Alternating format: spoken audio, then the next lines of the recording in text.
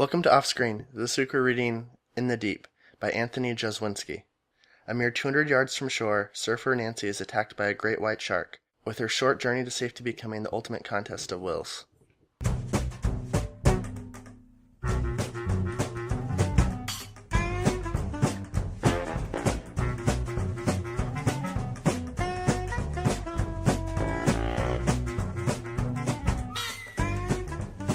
June 24th. Oh, is it?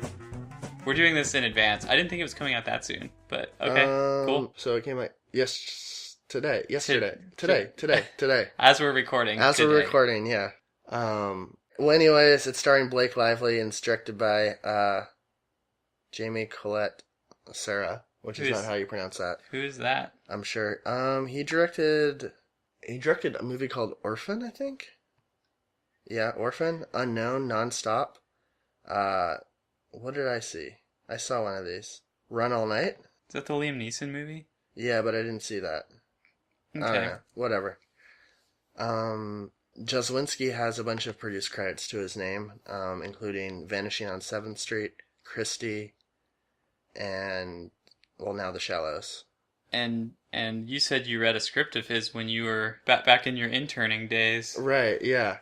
I read one called The Visitation, which was a horror script, which I didn't think was very good. Was it an alien thing? It was a supernatural thing, not an alien thing. Okay. But he recently sold another script, another supernatural type of thing. Huh. So there we go. I don't know. It seems like the In the Deep might be sort of off the beaten path for him in the sense that it's actually pretty grounded. Yeah, to an extent. And I guess it's definitely less supernatural. Yeah, I mean, it's not supernatural, right? Well, unless you want to consider the shark as supernatural. I mean, the shark was pretty insane at times. Yeah. But at the same time, it's still like within the realm of horror, which seems to be what he does. I don't know. Do you want to jump into... This is like a survival movie, like Recalls. Well, yeah, I went into it thinking it was going to be a survival type movie. Mm-hmm. But then, like you said, he's more of a horror guy, and it seems at times like it's going more for horror. I don't want to skip to the review part too soon, but I think maybe part of the problem I had with it was that it was not picking a side. It was kind of trying to be both, and it should have just picked one. I feel like it's fair to classify it with movies like Buried or The Revenant. Yeah. You know, it's pretty much just one character, and they're trying not to die real hard. Though I guess in The Revenant, he's motivated by revenge too. True. Anyway. Synopsis? Yes. Okay, here we go.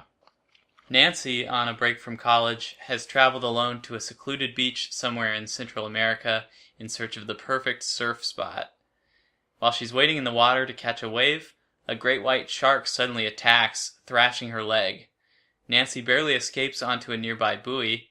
By now, night has fallen, and she tries in vain to use its light to signal passing ships.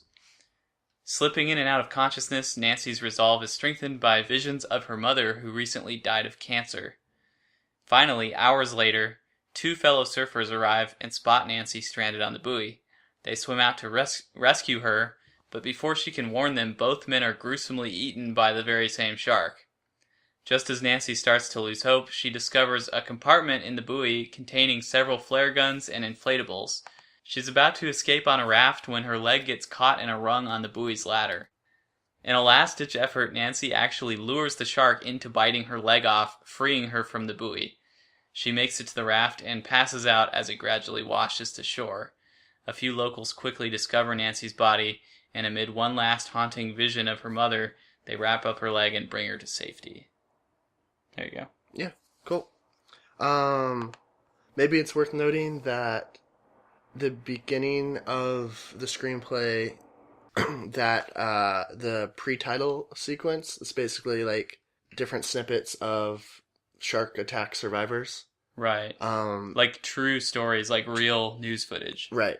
And then it cuts to a little boy speaking in Spanish and a leg washing up on shore with a tattoo. Right. And then later on, it's that same boy that goes to get his father. Right. At the very end of the screenplay. Who ends up rescuing Nancy. Who ends up rescuing her. Right. And they do foreshadow that with, they show the same tattoo on her leg before it gets bitten off, so that we know basically from the beginning that leg's going to get bitten off. Yeah, we know that she loses her leg. I don't know if now it's the appropriate time, but I was going to ask you what you thought of that choice. I really couldn't decide. I was going to ask you, because at first I was like, well, that's dumb. Now I'm waiting the entire time I'm reading this script. I'm just waiting for that leg to get bitten off. But at the same time, I usually do prefer, like, suspense to surprise. Meaning, like, I would rather go ahead and just know what's going to happen and be more concerned with how or why it happened. Those questions are usually more interesting to me, rather than just being surprised. Like, what's going to happen? What is not as interesting a question as why or how, typically, for me. Mm-hmm. And so it did actually create that suspense rather than it just being a surprise that her leg gets bitten off. But I feel like, at the same time, this is sort of an exception to that rule, because if it's going to be like a scary movie that's just all about like these kind of crazy, visceral, sudden attacks, like, I feel like that is banking on surprise. That is something that relies on surprise more. So I felt like this wasn't the right kind of movie to be doing that. Mm-hmm. Yeah, so I guess that's my ultimate stance. I don't think it was the right choice to go ahead and show that. I tend to agree, but I think it maybe is slightly changed by the fact that is like the final sacrifice that she makes. It's a choice that she makes to lose that leg in order to survive. So it almost takes on like a symbolic that's thing. Good too, because you're right. Even if we hadn't known that her leg was going to get cut, like bitten off, it really wasn't a surprise thing anyway, the way that they tried to explain it in the script. It was a planned thing on her part. Interesting. I like that. So I was against it until it was revealed that she did it in order to give her one last chance at living. Okay, you've convinced me. I like that. But yeah, I mean, I guess I'm just going to restate what you said, but I think it's normally these things rely so much on like man versus nature, and so you really want to see that battle as opposed to like know the outcome up front. Yeah, but I think in this case, ultimately, it won me over. Okay, yeah, I was on the fence. I appreciate your interpretation of that. Did you have other things you liked? Well, yeah, I want to just get a few things out of the way. I think it helps to just kind of give the listener a bit of an idea of what the experience of reading the script is like. And I think a few of the salient characteristics were that the descriptions were very choppy and short, which I thought actually worked pretty well. And it was kind of interesting. It like played off of the dialogue even, because she's surrounded by people that speak Spanish. And so if they are speaking English, it's usually very basic. Or if she's speaking Spanish, same. So the dialogue also is kind of just like really choppy. There was very little of it, obviously, because there aren't a lot of characters here. But I thought it kind of worked, and it definitely read quickly. And like, yeah, the descriptions were just to the point. Sometimes kind of, I don't know, sometimes too much. Like, I was just looking at page 17. This is one of the first times that we see the shark. It just says, she's like in the water looking down. It says, "Big form darts underneath, scares us all." It's like, okay, don't tell me if it's going to scare me or not. Just scare me. Right. But for the most part, I thought it was good. I agree too. And the descriptions, I feel like screenplays without a lot of dialogue, this is no big insight, they generally tend to read more slowly because there's more words. Right. But this read really quickly despite that, because of how terse the action lines were. Yeah. Well, paragraphs are very small. There was lots of paragraphs. It's almost like, I think the most extreme version of that we've seen is that, what was that script called that we read about the submarine? Not the Max Landis one, the other one. Resurface. Yeah. Every single description line was one line long. Right. That was the most like extreme case of it. And it worked. That one was, I think, really effective. Yeah, this is like sort of a less extreme version of that. But I also like that you brought up the dialogue and how the dialogue takes on that quality as well, because it like the exchange between her and these Spanish speakers. She's a non-Spanish speaker, and like the difficulty of that, and then it also kind of gets at. It kind of creates like the ocean and nature as like a language tone, too. like a tone thing. You mean? Yeah, kind of tonally, and a lot of the dialogue, or not a lot, but some of it was just unintelligible, like drowned out by the ocean, and it kind of creates the ocean, establishes the ocean as like another hindrance, but also another thing that is like speaking. An entity of it, in and of itself. She's interacting with the seagull later on, right? Who becomes her pal before very the seagull very much dies. like a Wilson the volleyball type thing. Yeah, in Castaway. But no, I think you're right. Yeah, there were. So it's like this struggle to communicate. Yeah, and the ocean and nature as like kind of a overpowering force. Maybe I don't know. Yeah. Oh, yeah, there was another part, too, where it actually specifies there should be no music. It says no music cues. Right. It's silent and scary as hell, which I think is actually a good idea if that's how they actually choose to shoot it. Do you think that's a choice for the screenwriter? That's debatable. Yeah. I think that is a little bit stepping on the toes of the director. There were several, later on, Jaswinski describes one passage as like one long take. Right. He says there'll be no cuts, and then he signals when we go back to cutting when the again. shot ends. Yeah. Yeah. I mean, generally that's frowned upon, I would say, right? Yeah. But I think for maybe a script like this, that whether it's good or not, it's going to depend a lot on the interpretation of the screenplay, on like the direction and the performance and the cinematography. So I think he really has to kind of, if he wants to impart something more to them than just this basic scenario, I think he has to make use of that as much as he does. I guess. I think it's okay in like small doses. Yeah. But you reminded me of another thing I was going to say when you were talking about how, there were moments where she's kind of muttering to herself and you can't really understand it. And the script will even go so far as to say, like, it's unintelligible or it's not for us to know. That's just for her alone to know. Yeah. Which is interesting. It definitely seems to, like, give more life to her. It's like, a metaphysical statement almost. It's like telling you that this character has a life of their own in their own, like, inner world that we can't access. And I don't know how I felt about that either. I was curious what you would say about that, because it kind of puts the viewer or the reader at a distance from the character. But I think going back to how we were talking about how abrupt and choppy the dialogue was, and the whole communication thing, I think it kind of gets at the her isolation too. Yeah. Like she's almost being washed away by the ocean. Right.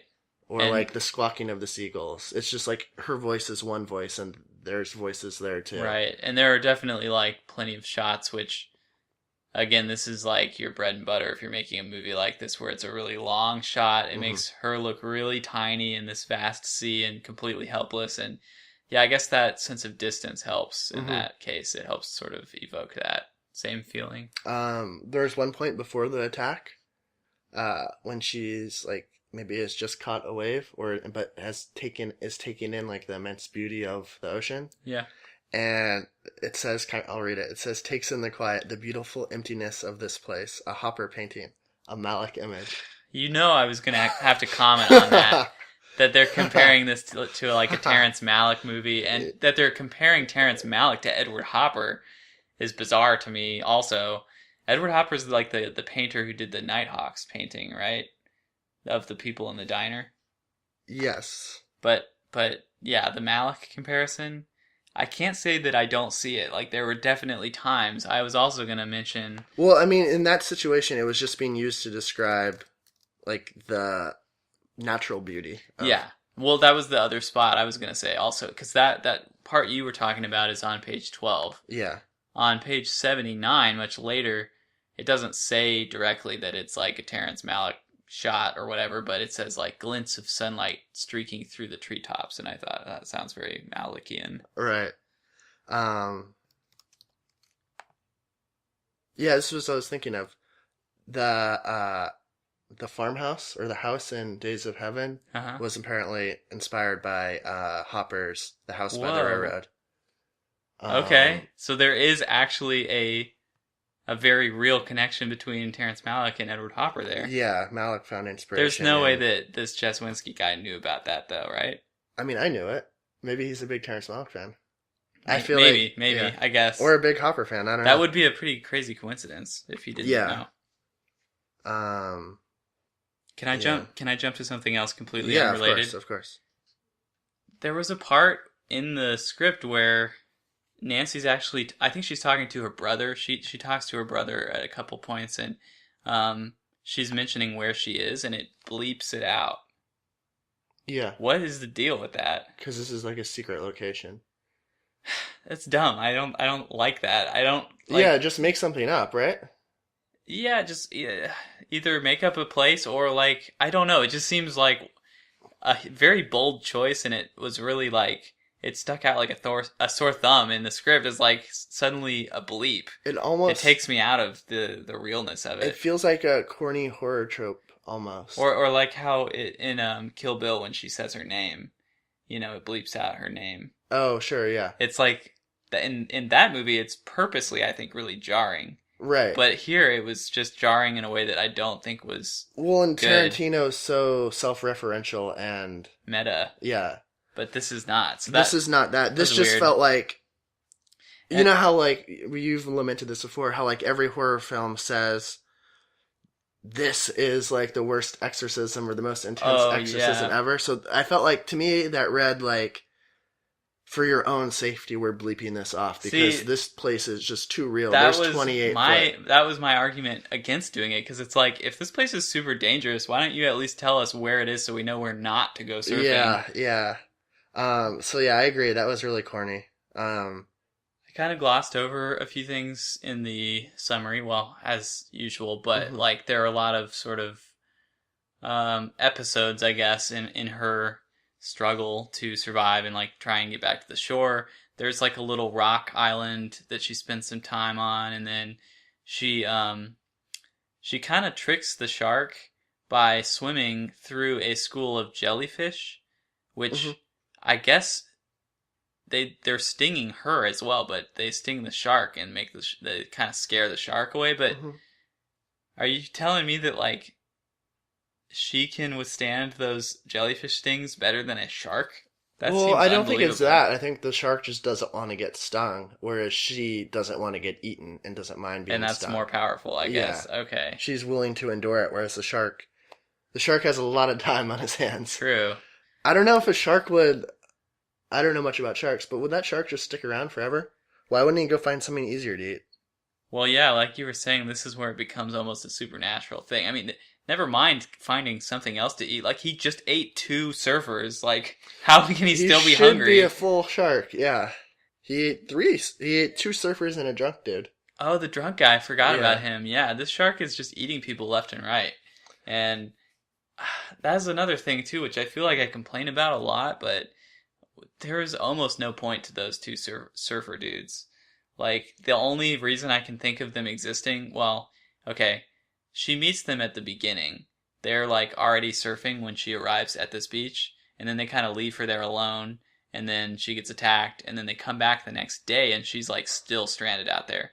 But they try to rescue her, and they immediately get eaten. Then one of them is, like, wearing a GoPro camera, which she uses to make one of those sort of, like, video diary things, which is, I think, quickly becoming a cliche of these type of movies. Didn't happen in The Revenant. Well, that would have been hard since it was in, like, the 1800s. It's a joke. It's a joke. But, she's saying, like, if my family ever sees this, I love you, and blah, blah, blah. I don't know. It was dumb. I don't like it. It was dumb. It didn't really do much to illuminate her relationships with her family either. Yeah, we got so little of that. I think that's probably my biggest complaint about this, is that without there being much character development here, which there isn't, it just feels like sort of do you ever watch that show I Shouldn't Be Alive? It's like, No. I think it was on like Discovery. I don't know if it's still on. It's basically just people telling like really harrowing stories of survival that really happened, and they had like corny reenactments and stuff. That's like all this is. If you don't have some kind of a character arc, and like that stuff with her mom and like the flashbacks did nothing for me. Well, I think that's just, I think something you like to say. It's like well, I don't know if you like to say, but it's like non-committal in that there's not enough there to justify their inclusion. Right. It makes you want for character development. Right. It's just enough so to that's like... bad. But really the draw of this movie, I think, fundamentally is man versus nature. Right. Woman versus nature. So they could have just jettisoned all of that. Jettison all of that and just make it about just purely survival. Survival. Yeah. But I mean, also and you wouldn't lose the sense of like camaraderie and like unity amongst like these surfers who enjoy, right? You know, because you would still have those moments with them, and those felt really true.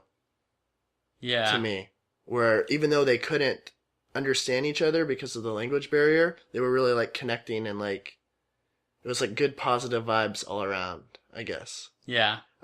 Which is reinforced by a scene in the beginning where she worries that the two surfer guys are going to steal her backpack when they go back to shore. Oh, yeah. And then she's revealed to just be, as she says of herself, a paranoid gringo.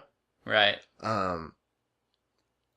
But yeah, that it was just like all, like these people they're all out there in the water together, out in nature together, having this, in a way, spiritual...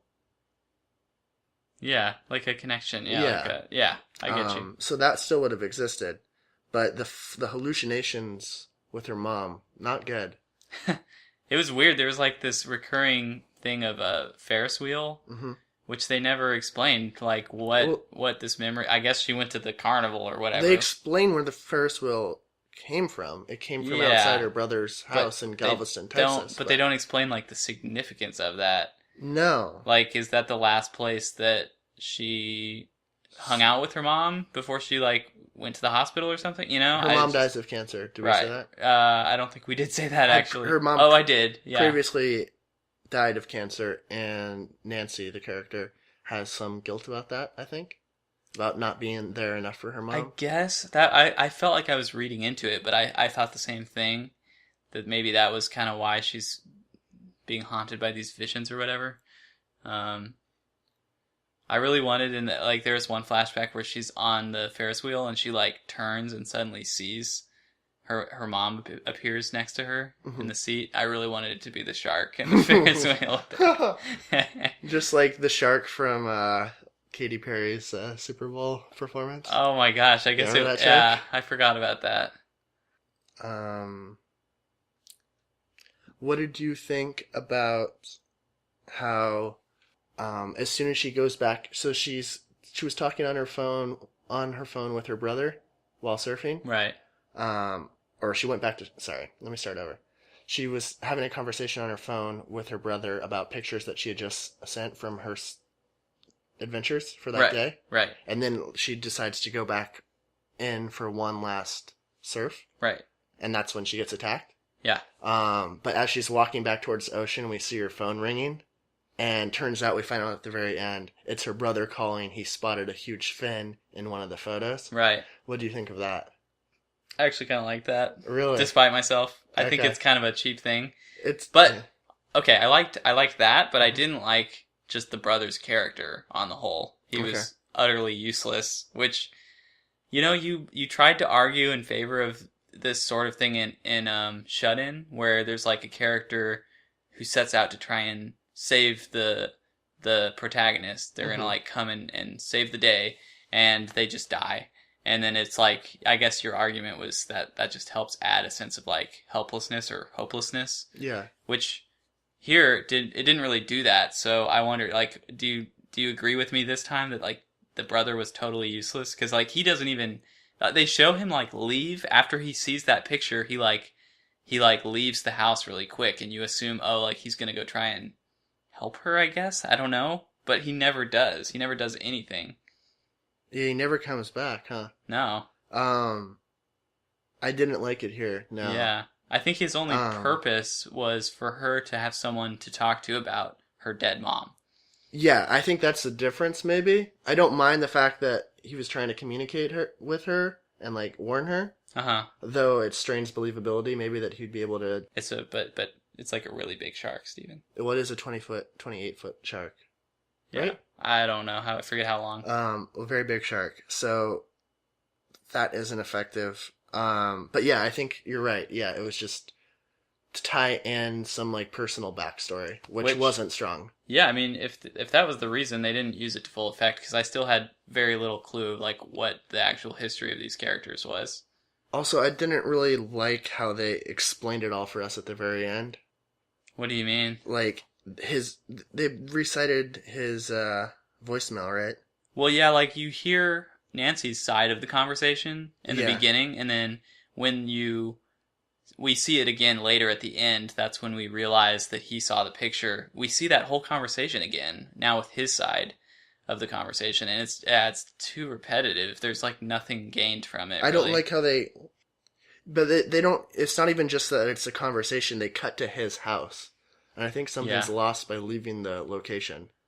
I agree with that, too. I feel like it always baffles me. Sorry. Oh, go ahead. It always baffles me when scripts will have, like, 99% of their scenes from one single character's point of view, and it's so powerful, and then they lose the integrity of that just with, like, one random one-off scene that's from another character's point of view, that it's like, was that really worth ruining the whole continuous effect of that single point of view just for that scene?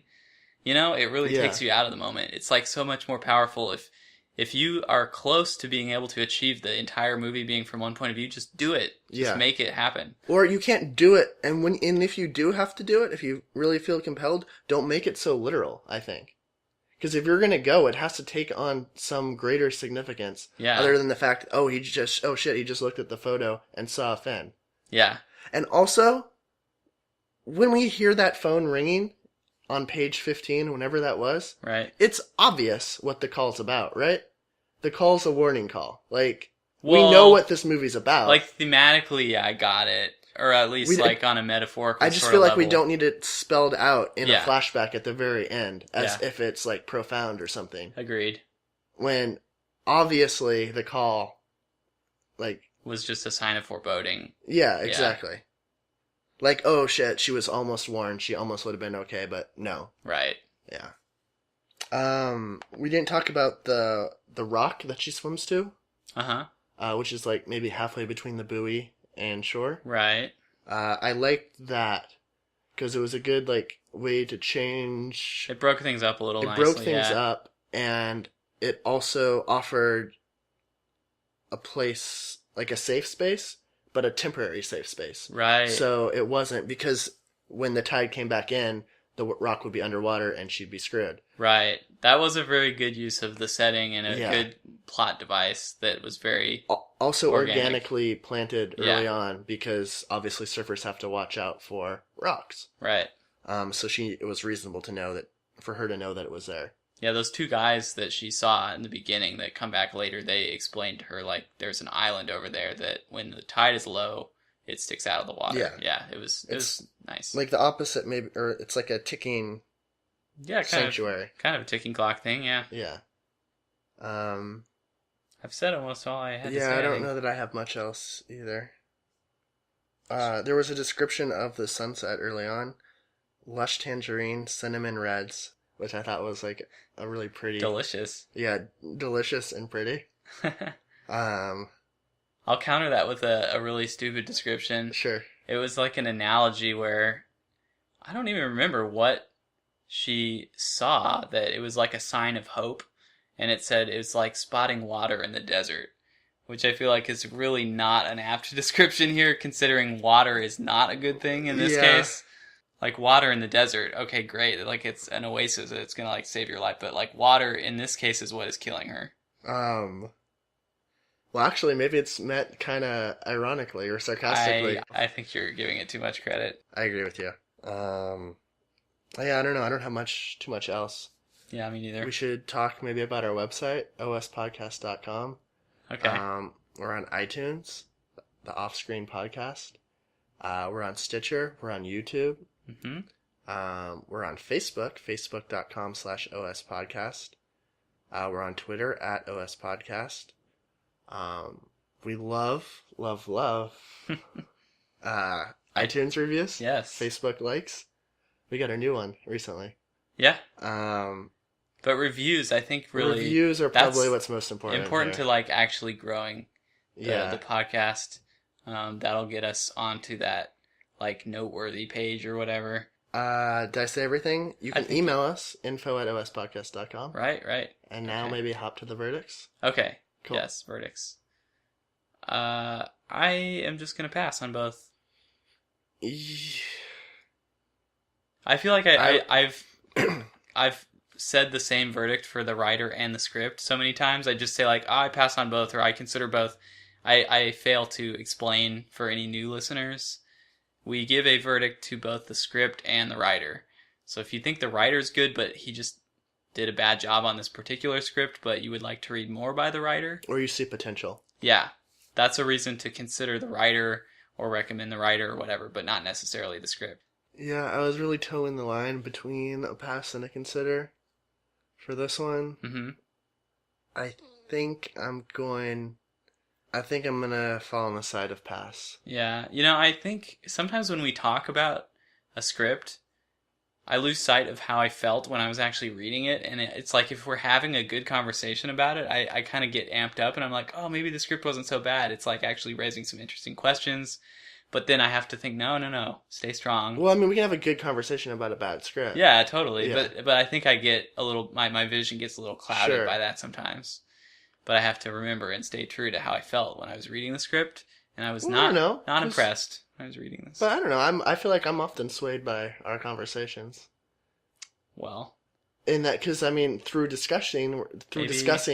our conversation, because our conversation is so thought-provoking and riveting and compelling. Or it's just you're a doormat and you buckle like a belt when anyone. No, I just like to talk things through. That being said, I'm gonna talk things through to a pass. Okay. Or whatever. Next week? Yeah. We're reading a script called No Relation by Scott Neustadter and Michael H. Weber. A 30-something accountant agrees to be the best man at his estranged, freewheeling father's latest wedding.